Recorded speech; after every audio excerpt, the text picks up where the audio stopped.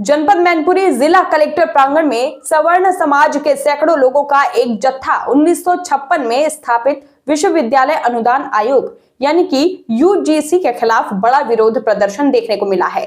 आपको बता दें कि जहां इस आयोग को लेकर सवर्ण समाज के लोगों ने सरकार के विरोध में जमकर नारेबाजी करते हुए जिला अधिकारी कार्यालय तक यूजीसी के खिलाफ विरोध प्रदर्शन भी किया गया और यूजीसी के प्रस्तावित नियमों का विरोध भी जताया गया। आपको बताते चले कि प्रदर्शन के दौरान माहौल जोशीला रहा और सवर्णों के सम्मान में हम सब है मैदान में जैसे नारे गूंजते रहे। प्रदर्शनकारियों का कहना था कि यूजीसी की नीतियां समाज के एक वर्ग के साथ अन्याय कर रही है, जिसे किसी भी हाल में स्वीकार नहीं किया जाएगा। उन्होंने मांग की कि सरकार और यूजीसी अपने फैसलों पर पुनर्विचार करे, अन्यथा आंदोलन को और भी अधिक तेज किया जाएगा। देखिए रिपोर्ट।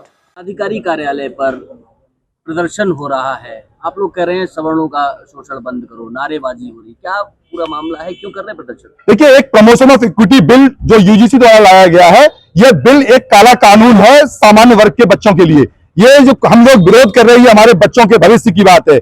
इसके अंदर जो प्रावधान लाए गए वो प्रावधान इतने कुटिल है कि जो हमारा सामान्य वर्ग आज तक SC/ST के दुरुपयोग से परेशान था, अब वो इतना उनके भविष्य को इतना गर्त में डाल दिया जाएगा कि वो उससे जीवन भर उबर नहीं पाएंगे। और जब तक ये कानून वापस नहीं होगा, सवर्णों के बच्चों का पीड़न, उनका दमन, उनकी ब्लैकमेलिंग कभी रोकी नहीं जा सकती है। आप लोग ये सोच रहे होंगे कि हम लोग यहाँ पर वैसे ही आए हैं। ये भारत सरकार का राजपत्र है, ये भारत सरकार का राजपत्र है और इस राजपत्र को मैंने पढ़ा है। इसके अंदर जो प्रावधान है उनको भी पढ़ा है। इसके अंदर ब्लैकमेलिंग के इतने ज्यादा सूत्र उसके अंदर डाल दिए गए हैं कि जिनको हम स्वीकार नहीं कर सकते। ये गैर संवैधानिक क्यों है? आज तक कहीं पे भी SC/ST का तो हमने उत्पीड़न सुना था, हमने उनके ऊपर एट्रोसिटीज बनी थी। अब इसके अंदर ओबीसी को जोड़ दिया गया है।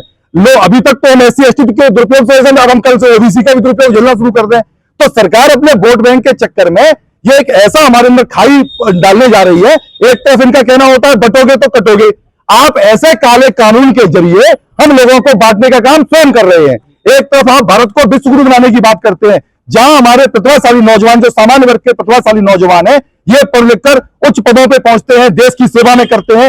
ये लोग यहां से पढ़कर नासा में जाते हैं, ये लोग यहां से पढ़कर बड़ी बड़ी कंपनियों में, मल्टीनेशनल कंपनियों में अपनी सेवाएं देते हैं।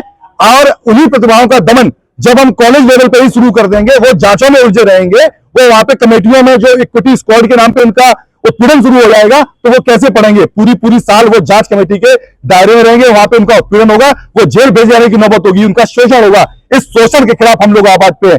जो भी हमारा यहाँ पे युवा आया है, जो भी ये लोग आए हैं, ये एक ऐसी चिंगारी है जो मैं सरकार को बताना चाहता हूं कि आप अभी से सावधान हो जाइए, क्योंकि आपने एक ऐसा कानून लाए हैं, इस कानून को हमारा समाज और हमारे लोग हैं, जो सर्व समाज के लोग हैं, इस अन्याय को सहन नहीं करेंगे।